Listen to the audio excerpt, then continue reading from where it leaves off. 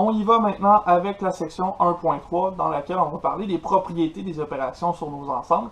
Donc on a vu dans la section 1.2 quelles étaient les 5 opérations principales dans notre chapitre sur les ensembles. Maintenant on va parler de certaines propriétés de ces opérations-là.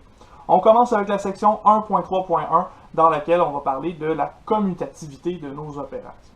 Avant de se lancer dans la commutativité des opérations qu'on a vues sur les ensembles, on va se donner une définition ou au moins une idée de ce que ça veut dire commutativité. Qu'est-ce que c'est des opérations qui sont commutatives? Une façon simple de voir c'est quoi une opération commutative, c'est tout simplement de dire que l'opération peut être faite dans n'importe quel ordre. C'est-à-dire que peu importe comment je place mes éléments, lorsque je vais faire l'opération qui est commutative, ça devrait me donner le même résultat. On se donne un exemple de ça. Imaginez qu'on est dans les réels, donc les nombres, tous les nombres finalement que l'on connaît. On a l'opération de l'addition et de la multiplication qui seront absolument commutatives. Hein, en réalité, donc, x plus y, c'est la même chose que y plus x. En effet, si je fais 1 plus 3, c'est la même chose que 3 plus 1. Il n'y a pas vraiment d'importance à l'ordre dans lequel je vais faire apparaître mes éléments x et y. 1 et 3, ça reste la même chose que 3 et 1. Il n'y a pas vraiment d'importance pour l'ordre dans ce cas-ci. On a aussi la multiplication. X fois y, c'est la même chose aussi que y fois x. Et là, je rappelle qu'on travaille encore dans les réels. Il existe des places dans le monde des mathématiques, des places un petit peu fuckées, où ça, c'est pas vrai, x fois y n'est pas égal à y fois x, mais ça ne nous intéresse pas. Nous, on se rappelle qu'on est dans les réels.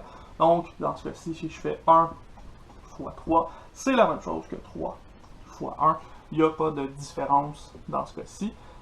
Tout ça parce qu'on est dans les réels et que l'addition et la multiplication sont des opérations commutatives. Donc, on dira que l'addition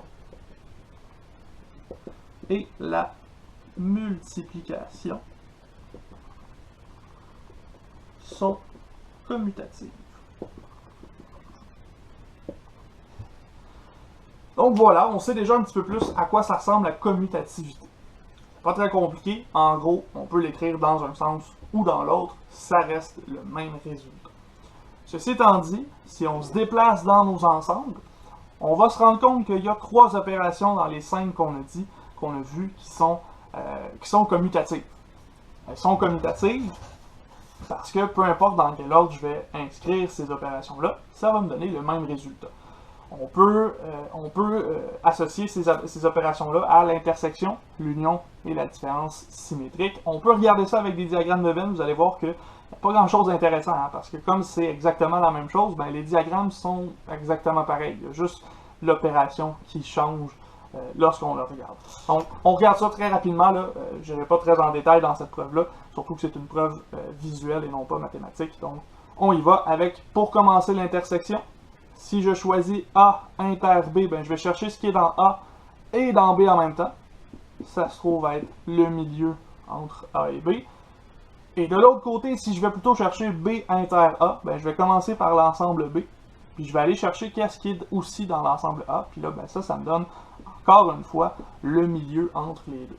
Donc on conclut que A inter B, c'est égal à B inter A. Et c'est facile à vérifier avec des diagrammes de Venn. On peut aussi le faire avec l'union. L'union, la seule différence, c'est qu'on va chercher ce qui est dans A ou dans B. Donc dans ce cas-ci, je commence par A. Et j'ajoute aussi ce qu'il y a dans B. Donc j'élargis un petit peu ma zone hachurée pour avoir A union B. Si je fais la même chose avec B union A, je commence par aller chercher ce qui est dans B. Et je vais chercher par la suite ce qui est dans A aussi, ben, je me rends compte que j'ai encore une fois exactement la même zone qui est intéressante. Donc, finalement, A union B, c'est égal à B union A. Ce sont deux ensembles exactement identiques. Finalement, il nous reste la différence symétrique.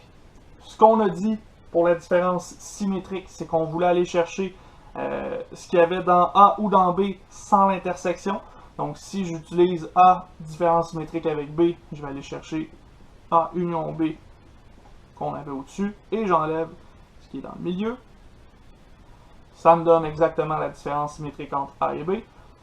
Et de l'autre côté, B différence symétrique avec A, ben, je vais chercher B union A. Mais B union A, c'est la même chose que A union B, on vient de le prouver. Donc on a encore la même zone qui nous intéresse, et on va encore enlever ce qui est dans le milieu, parce que ça ne nous intéresse pas.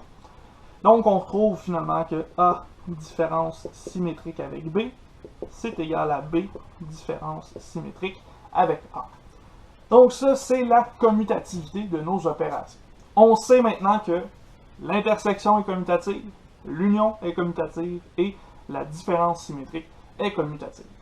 Après la commutativité, on a aussi ce qu'on appelle l'associativité de nos opérations. Cette associativité-là, encore une fois, on la définit, puis ensuite de ça, on va aller voir qu'est-ce qui se passe dans les ensembles. Donc, associativité, qu'est-ce que ça veut dire? Bon, on va dire qu'une opération est associative si on est capable d'obtenir tout le temps le même résultat, peu importe de quelle façon on regroupe nos termes. On va voir ça surtout dans l'addition, la multiplication lorsqu'on est dans les réels, et on va voir qu'on peut faire une analogie directe avec nos opérations sur les ensembles. Donc on se donne un exemple pour bien comprendre de base qu'est-ce que c'est de l'associativité, puis ensuite de ça on va aller vérifier qu'est-ce que ça fait dans nos ensembles mathématiques. Donc encore une fois on se place dans les réels, et à ce moment-là, dans les réels, si je faisais par exemple x plus y, comme j'ai fait tantôt, et que à ce résultat-là, j'ajoutais z. Ben ici, cette opération-là, x plus y entre parenthèses plus z, c'est la même chose que x plus y plus z. Je pourrais regrouper x et y en premier, si je les additionne ensemble et que j'additionne un troisième terme à tout ça. Ce sera la même chose que si j'additionne les deux derniers termes et que j'additionne un troisième chiffre à tout ça. On peut vérifier ça facilement. Faites-le avec n'importe quel trois chiffres que vous additionnez comme ça. Vous devriez être capable de respecter cette propriété-là. De la même façon, on est capable de faire de la multiplication aussi de cette façon-là. Donc, par exemple, x fois y, je multiplie ça ensemble et par la suite, je multiplie par z. Dans ce cas-ci, x fois y fois z, c'est la même chose que x fois y fois z. Je pourrais regrouper y et z ensemble, ça me donnerait le même résultat que si j'avais regroupé x et y ensemble. Donc on dira que il faut l'addition et la multiplication. Et pour on va essayer de l'écrire comme il faut. Hein. Multiplication sont associatives.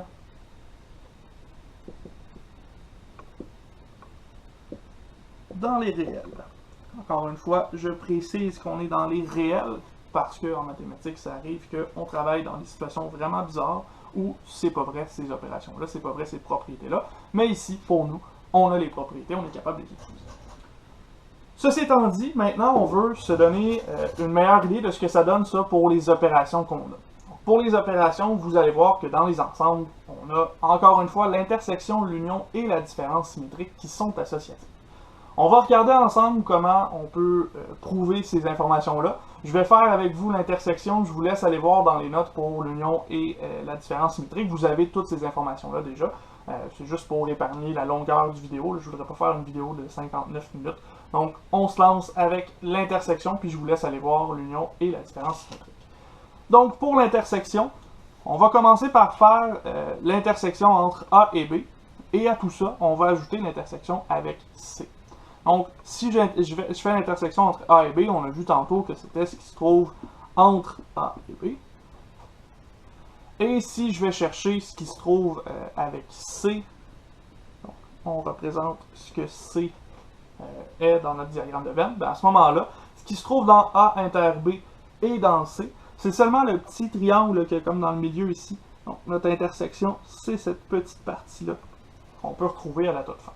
Et là, remarquez que ce que j'ai fait, c'est que j'ai pris l'intersection entre A et B, puis ensuite de ça, je suis allé intersecter tout ça avec l'ensemble C au complet. Donc, on retrouverait A inter B inter C par la suite. Donc, on pourrait regrouper A et B ensemble, puis ensuite de ça, faire l'intersection une nouvelle fois sur le nouvel ensemble C qui s'ajoute. On obtient le résultat. Ce qu'on veut vérifier, c'est est-ce que si je regroupe B et C ensemble, par exemple, est-ce que ça va fonctionner aussi. Donc, dans ce cas-ci, c'est ce qu'on va aller voir avec le deuxième exemple ici. Je commence avec l'ensemble A. L'ensemble A, c'est le cercle bleu, comme d'habitude. Je vais chercher ce qui se trouve entre B et C. Ben, entre B et C, on est capable d'aller chercher le milieu de nos deux ensembles. Et on cherche à voir est-ce que ce qui concorde entre A et le petit milieu entre B et C, c'est encore une fois la même chose que ce qu'on avait précédemment dans notre exemple juste au-dessus. Ben, dans ce cas-ci, en effet, c'est exactement la même chose. C'est encore le petit triangle là, qui est dans le milieu. C'est encore cette zone-là, en noir au tableau. Donc, on remarque que si je regroupe B et C ensemble et que je fais l'intersection avec A, ça me donne le même résultat que si je regroupe A et B ensemble et que je fais l'intersection avec le dernier ensemble, l'ensemble C dans ce cas-ci. La conclusion ici, c'est que A inter B inter C, c'est la même chose que A inter B inter C. Donc, on voit qu'il y a un petit peu le même principe que l'associativité qu'on avait dans les réels avec nos chiffres. Et on se rend compte, en fait, là, que finalement, la propriété de l'associativité, elle est respectée par l'intersection dans nos ensembles mathématiques. Il vous restera à aller voir l'union et la différence symétrique. Vous allez voir, là, c'est très semblable. En fait, c'est pas mal la même chose, mais avec les opérations qui nous intéressent. Donc, je vous invite à aller voir ça. Allez voir à quoi ça ressemble, puis vous devriez être capable de saisir pourquoi l'union et la différence symétrique fonctionnent aussi avec tout ça. Si jamais ça ne fonctionne pas, si jamais là, vous, pour une raison X ou Y, vous bloquez sur l'union et la différence symétrique, écrivez-moi, n'hésitez pas. On va travailler là-dessus pour que vous compreniez bien, vous saisissiez bien pourquoi l'union et la différence symétrique sont associatives. C'est des propriétés qui sont quand même importantes au point de vue des opérations mathématiques de nos ensembles mathématiques.